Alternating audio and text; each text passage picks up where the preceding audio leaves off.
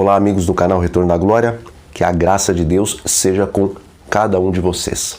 Bom, certamente vocês já ouviram alguém da igreja dizer que se não pregarmos, as próprias pedras irão clamar. E é bem possível que vocês mesmos já disseram isso algumas vezes ou muitas vezes. E, meus irmãos, a verdade é que muitas vezes as pedras clamam não apenas para os que estão no mundo sem compreenderem algo a respeito das verdades bíblicas, mas também quando existe algum assunto realmente relevante para a igreja, mas que os líderes e os pregadores leigos não querem apresentar essa mensagem ao povo de Deus, então as pedras também clamam para que a própria igreja seja advertida sobre as verdades que não estão sendo consideradas entre o povo do Senhor. E mesmo entre os que foram escolhidos para apresentarem ao mundo as verdades para os últimos dias, existem assuntos que infelizmente são tratados com desprezo, tanto pelos líderes como pelos leigos. E um desses assuntos é sobre a música que é tocada e também cantada na igreja. E amigos, por mais que existam alguns pastores e também pregadores que falam sobre esse assunto, essa questão se tornou tão difícil de se apresentar para os membros da igreja que às vezes se torna necessário trazer as palavras de músicos e compositores mundanos para se confirmar aquilo que o espírito de profecia e o manual da igreja dizem sobre a música. E falando sobre o tipo de música que haveria dentro da igreja de Laodiceia nos últimos dias, Ellen White disse o seguinte: o que você descreveu como tendo acontecido lá em Indiana, o Senhor revelou-me que haveria de ocorrer imediatamente antes da terminação da graça. Demonstrar-se-á tudo quanto é estranho. Haverá gritos com tambores, música e dança. Os sentidos dos seres racionais ficarão tão confundidos que não se poderá confiar neles quanto a decisões retas. E isso será chamado de operação do Espírito Santo. O Espírito Santo nunca se revela por tais métodos em tal confusão e ruído. Isso é uma invenção de Satanás para encobrir seus engenhosos métodos, para anular o efeito da pura, sincera, elevadora, enobrecedora e santificante verdade para esses dias. Teria sido, na verdade, melhor não misturar a adoração ao Senhor com música do que usar instrumentos musicais para fazer a obra que seria introduzida em nossas reuniões campais, como me foi apresentado. A verdade para esse tempo não necessita disso para conseguir a conversão de pessoas.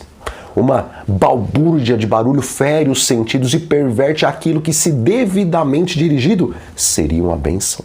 As forças dos agentes satânicos misturam-se com o alarido e barulho para então provocar um carnaval, e isso será chamado de ação do Espírito Santo. Nenhum apoio deve ser dado a tal espécie de adoração. Música, sua influência na vida do cristão, páginas 38 e 39. Bom, mesmo entre os adventistas, existem muitas pessoas que insistem em defender a aplicação de todos os ritmos musicais em nossos louvores, pois elas insistem em apresentar alguns textos do Antigo Testamento, os quais mostravam Miriam dançando e tocando tamborim, e também Davi dizendo que tudo que tem fôlego deve louvar ao Senhor.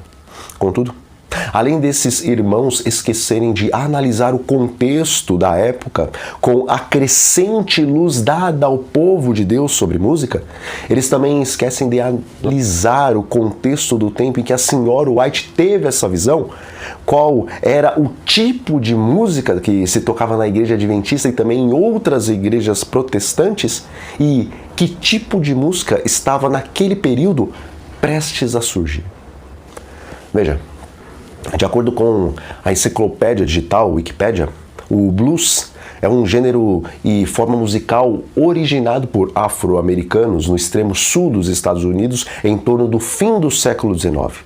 O gênero se desenvolveu a partir de raízes das tradições musicais africanas, canções de trabalho afro-americanas, espirituais e música tradicional.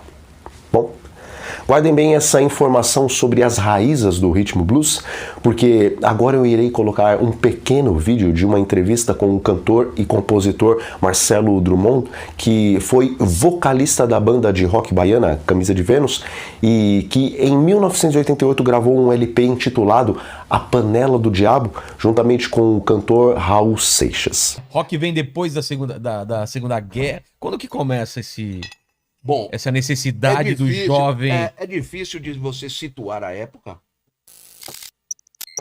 porque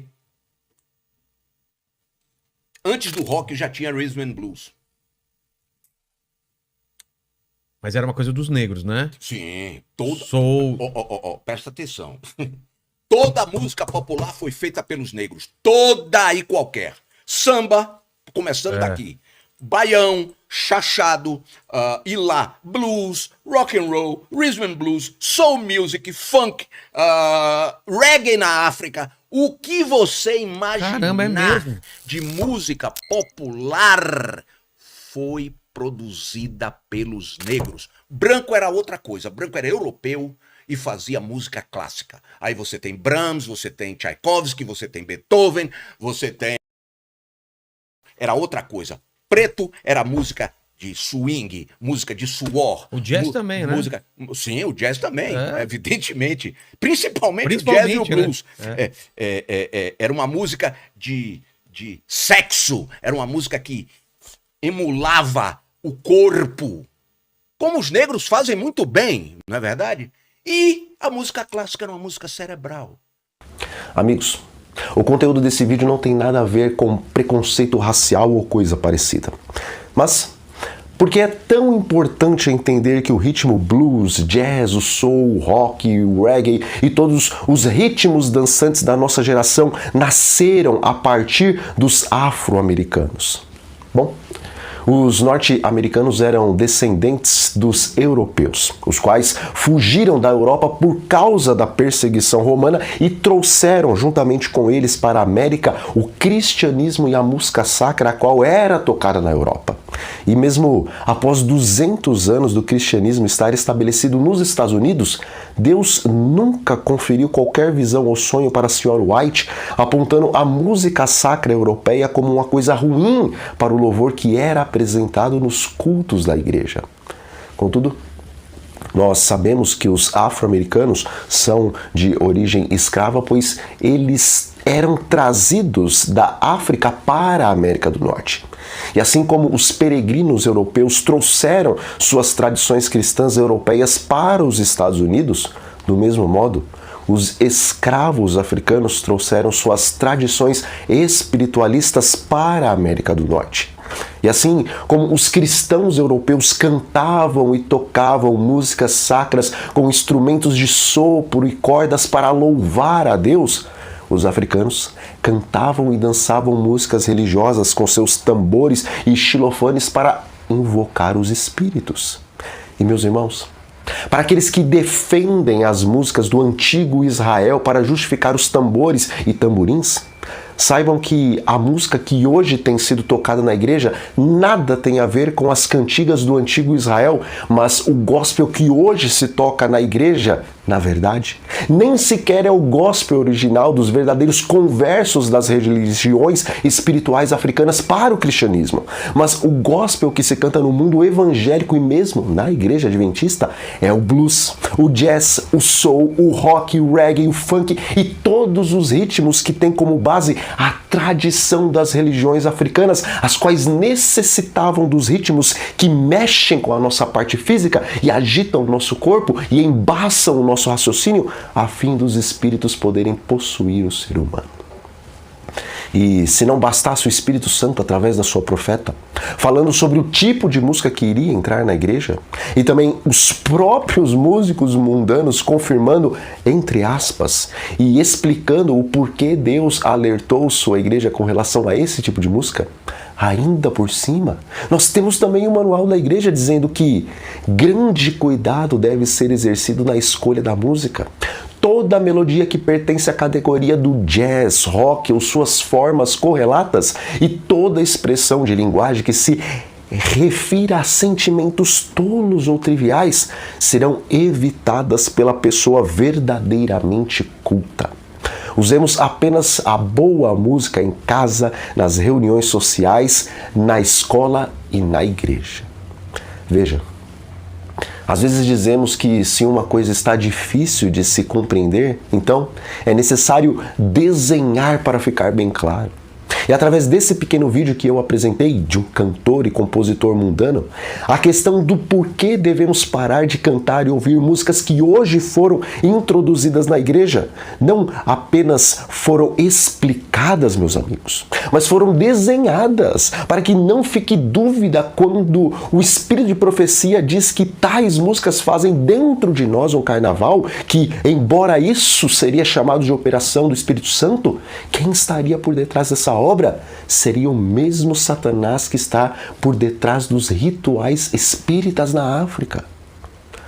Bom, meus irmãos, eu finalizo esse vídeo dizendo com todo o carinho que, assim como a carne de porco e todas as outras carnes que foram proibidas em Levíticos capítulo 11 não podem ser batizadas para o consumo dos cristãos, da mesma forma, o blues, o jazz, o soul, o rock, o pop rock, o reggae e todas as variantes musicais que surgiram a partir desses ritmos também não foram batizadas a fim de servirem de ritmos para serem utilizados com base dos louvores de adoração a Deus. Portanto, escutem música sacra verdadeira e não os ritmos mundanos que foram batizados de música gospel e que hoje impregnam a nossa igreja e todo o mundo evangélico.